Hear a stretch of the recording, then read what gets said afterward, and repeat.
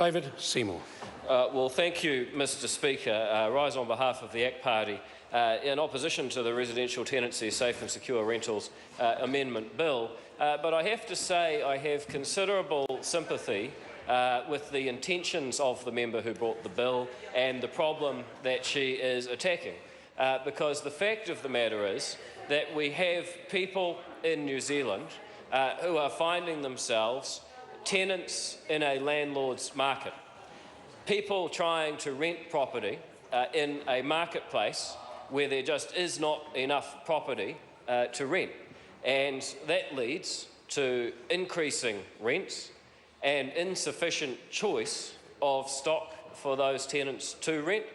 And it changes the bargaining power between landlords and tenants in a way that they don't have the kind of security of tenure that they would like to have. And Mr Speaker, if you delve a little bit deeper into why that might be, well, the fact of the matter is that there is a shortage of housing in New Zealand, and it's not difficult to understand why that is. It is extraordinary, Mr Speaker, and well rehearsed in this House, that New Zealand still has not beat the 1974 record of 39,000 residential dwelling consents. There were actually more homes consented in 1974, when the population of New Zealand was 3 million, than in any year since. And where in the 1970s New Zealanders produced 13 new dwellings for every 1,000 of population, today only 6 or 7 are produced. And if the output of dwellings halves, then don't be surprised if there is a shortage of housing in which people may live. And don't be surprised if the competition for quality dwellings becomes very intense and people who have lower incomes find themselves squeezed out. That is the reality, and I've got a lot of sympathy for the member trying to address it. The difficulty is that good policies should be judged not by their intentions, and Maturia Ture always professes good intentions, but actually by their outcomes. And just about every policy she brings to the House would have catastrophic outcomes if the Green Party was ever in any kind of political power. Because the fact of the matter is, Mr Speaker, that you actually could do any of the things this bill proposes already.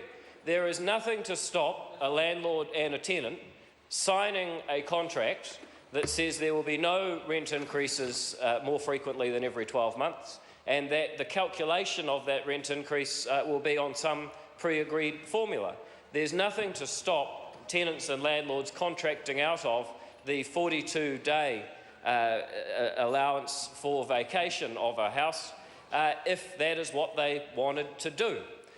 There is nothing in the Residential Tenancies Act or elsewhere to stop landlords absorbing any finder's fees into the rent that they pay going forward.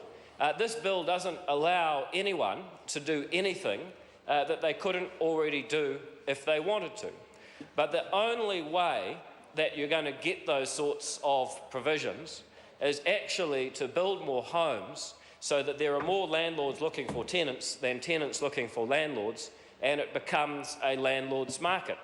If this bill were to pass and those restrictions became law, then I guarantee you all of the new costs, all of the new compliance, all of the new bureaucracy will actually be passed on to landlords to tenants. The cost of presenting a formula for calculating rent and all the litigation around that, the cost of finder's fees, all of the costs created and passed on to landlords will be passed on to tenants. And you just have to ask yourself, who else but tenants are landlords going to pass new costs on to?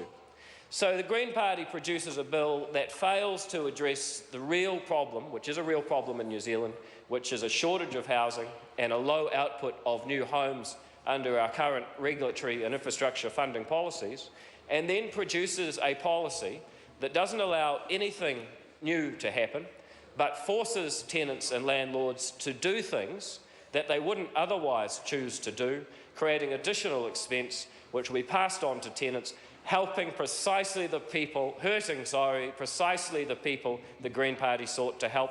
What a shame. Thank you, Mr. Speaker.